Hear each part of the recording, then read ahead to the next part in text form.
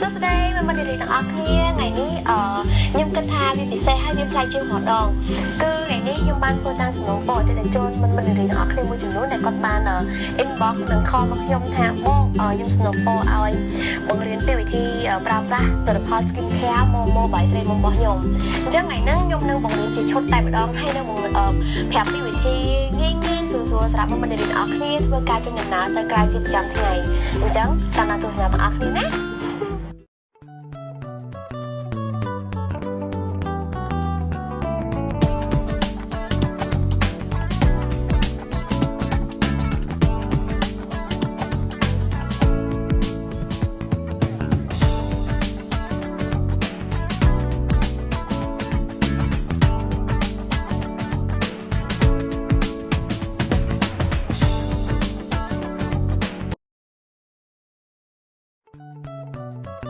Foam លាងមុខ White Lotion ដែលជា foam លាងមុខជួយសម្អាតជាតិពុលនិងធូលីដីបានយ៉ាងល្អឥតខ្ចោះយើងច្បាច់នៅលើដៃតែបន្តិចមករួចហើយយើងងាយសប់ពេញបាតដៃរបស់យើងបន្ទាប់មកយើងយកមកញីនៅលើផ្ទៃមុខរបស់យើងដោយធ្វើការម៉ាស្សាថ្នមដោយមិនចាំបាច់ប្រើកម្លាំងដៃធ្ងន់នេះព្រោះថានៅលើផ្ទៃមុខរបស់យើងគឺយើងអត់ទាមទារឲ្យប្រើកម្លាំងដៃធ្ងន់ពេកទេអាចនឹងធ្វើឲ្យមុខរបស់យើងឆាប់ឈឺបានណាខ្ញុំចង់បញ្ជាក់ប្រាប់មួយទៀតថាសម្រាប់អតិថិជនទាំងអស់ដែលទើបតែប្រើឈុត Pearl White Cream ឬក៏ White Lotion អីពីដំបូងគេបងអស់នោះគឺសូមឲ្យយក foam លាងមុខនេះដែលទៅលាងមុខជាមួយទឹកក្តៅអ៊ុនៗរយៈពេល10ថ្ងៃសិនបន្ទាប់ពី10ថ្ងៃហ្នឹងទើបអាចយក foam នេះទៅលាងសម្អាតជាមួយនឹងទឹកធម្មតាវិញបានបន្ទាប់មកអ្នកទាំងអស់គ្នាអាចប្រើ toner serum ឬក៏ cream ពេលយប់បានហើយនិង sunblock បានណា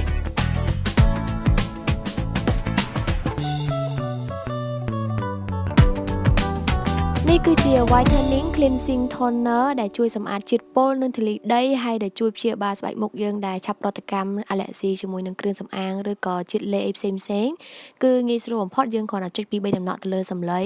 បន្ទាប់មកយើងយកមកញីទៅលើផ្ទៃមុខរបស់យើងគឺយើងយកមកជូតដោយថ្នមដោយជារាងអក្សរ V ដោយយើងកុំញីច្បល់ចុះច្បល់ឡើងដើម្បីកុំឲ្យស្បែកមុខរបស់យើងឈួនបន្ទាប់ពីយើងផល Toner ហើយយើងចាប់ផ្ដើមប្រើ Serum serum នេះគឺធ្វើមកពីមាសសុទ្ធមាសធម្មជាតិ 100% គឺយើងច្បាច់បន្តិចមកបានហើយយើងយកមកញីនៅលើផ្ទៃមុខរបស់យើងដោយប្រើកម្លាំងដៃស្រាលដែរហើយយើងធ្វើការម៉ាស្សាតិចទៅលើផ្ទៃមុខរបស់យើងឲ្យសព្វហើយយើងធ្វើការទះថ្នមដើម្បីឲ្យជាតិលេទាំងអស់នោះបានចូលទៅក្នុងផ្ទៃមុខរបស់យើងបានយ៉ាងល្អ 100% ប្រភេទ serum នេះគឺជាប្រភេទ serum មួយដែលធ្វើឲ្យស្បែកមុខរបស់យើងសភ្លឺថ្លានិងក្មេងជាងវ័យជាពិសេសនោះគឺជួយទៅបង្រួមរុនរោមផងដែរចានេះគឺអ្នកទាំងអស់គ្នាស្គាល់គឺជា liquid ខ្យង Pearl White Cream បន្ទាប់ពីយើងផល foam ហើយ toner និង serum រួចរាល់ហើយយើងចាប់ផ្ដើមលាប liquid ខ្យងពេលយប់នេះតក់តិចស្ដាងបាននៅលើផ្ទៃមុខរបស់យើងប៉ុន្តែបើសិនជាកន្លែងណាដែលមានមុនតូចៗយើងអាចយកមកតក់ពីលើនឹងបន្ថែមទៀតបានលេខខ្យងនេះគឺជួយឲ្យមុខរបស់យើងសមមាត់រលោងនិងជួយបំបត្តិមុនបំបត្តិស្នាមហើយនិងជួយបំបត្តិជាំផងដែរអាច100ក៏អាចជួយបាន 50% អូខេរួចរាល់ហើយអ្នកទាំងអស់គ្នាអាចចូលគេងបានហើយណា Good night Good morning ចានេះគឺជាសាមប្លង់អញ្ចឹងអ្នកទាំងអស់គ្នាអាចប្រើប្រាស់ដូចជាពេលយប់អញ្ចឹងដូចគ្នាគឺយើងលាង foam រួចហើយយើងចាប់ផ្ដើមប្រើ toner រួចហើយយើងប្រើ serum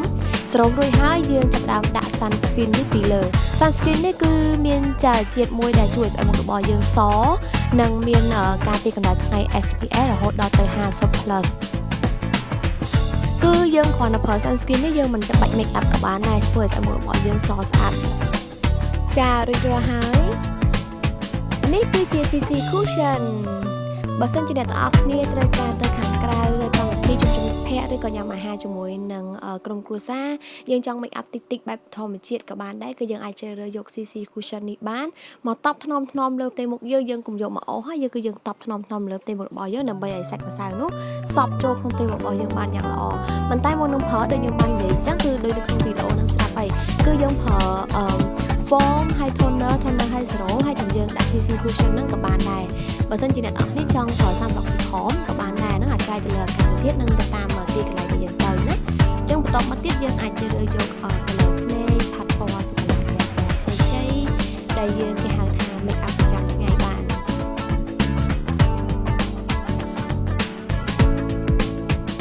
បន្ទាប់ពី color ភ្នែកហើយយើងជ្រើសយក eyeliner ដែលមានមុខសរសៃទូចល្អដើម្បីពេលដែលយើងគូសទៅឃើញ eyeliner របស់យើងដូចជាធម្មជាតិពេលដែលយើងចេញទៅណាមកណាលក្ខណៈគ្រួសារឬក៏មិត្តភ័ក្តិធម្មតាជាប្រចាំថ្ងៃកុំគូស eyeliner ធំពេកណា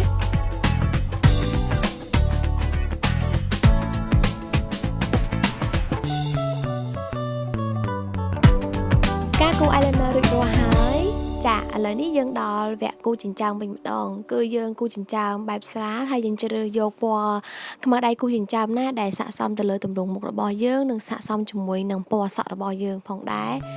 យើងធ្វើការសិតស្រាលៗដោយគុំគូដិតពេកបន្ទាប់មកទៀតយើងយកផ្លេកដែលថាវាមានជាតិរាងភ្លឺនេះមកយើងយកមកដាក់នៅលើគល់ភ្នែករបស់យើងដើម្បីរំលេចធ្វើឲ្យភ្នែករបស់យើងមើលទៅភ្លឺថ្លាល្អបន្តមកទៀតយើងផាត់ពណ៌ដោយជ្រើសយក color ពណ៌ណាដែលមានពណ៌ផ្កាឈូកស្រាលស័ក្តិសមទៅលើពណ៌សម្បុររបស់យើងបើមិនអ្នកណាដែលមានពណ៌សម្បុររាងស្អាតបន្តិចយើងគួរជ្រើសយកពណ៌ទឹកក្រូចគឺស័ក្តិសមនៅលើផ្ទៃមុខរបស់យើងខ្លាំងបំផុតអញ្ចឹងសម្រាប់ខ្ញុំគឺជ្រើសរើសយក lipstick ដែលមានពណ៌ផ្កាឈូកស្រាលហើយមានជាតិអាឡូមតិចមើលទៅគួរទាក់ទាញចារួចរាល់ហើយជាចំបញ្ចប់នេះគឺអ្វីដែលសំខាន់សម្រាប់មនុស្សស្រីនោះគឺនៅសល់សក់មួយទៀតអញ្ចឹងគឺយើងគ្រាន់តែធ្វើការមូសក់តិចក៏ជាភាពទាក់ទាញសម្រាប់នារីទាំងអស់គ្នាផងដែរ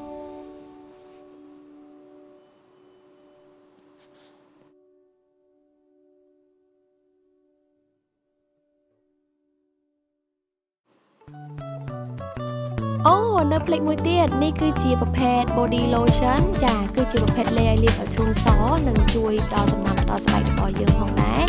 ជាពិសេសនោះមិននារីទាំងអស់កុំភ្លេចប្រើប្រាស់ជាមួយនឹងលេការពារស្បែកណាព្រោះថាក្រៅអាកាសធាតុរបស់យើងគឺក្តៅមានក្លិនក្រអូបប្រហើរចាអ្វីដែលកាន់តែពិសេសទៀតនោះគឺ whitening body lotion នេះគឺមានការពារកម្ដៅថ្ងៃ50 SPF ផងដែរចាជាចុងបញ្ចប់សូមអរគុណដល់អ្នកទាំងអស់គ្នាដែលបានចំណាយពេលវេលាតាមដានវីដេអូឃ្លីបរបស់ខ្ញុំដែលបង្ហាញអំពីការប្រើប្រាស់ skincare white lotion ជាមួយនឹងគ្រឿងសម្អាងក៏ជាមួយនឹងលេលាបខ្លួនរបស់ខ្ញុំផងដែរអរគុណចំពោះការតាមដានទស្សនានិងអរគុណចំពោះការគាំទ្រនិងជឿជាក់លើផលិតផលរបស់ខ្ញុំកន្លងមកអរគុណជូនពរឲ្យសុខភាពល្អសំណាងល្អទាំងអស់គ្នាណា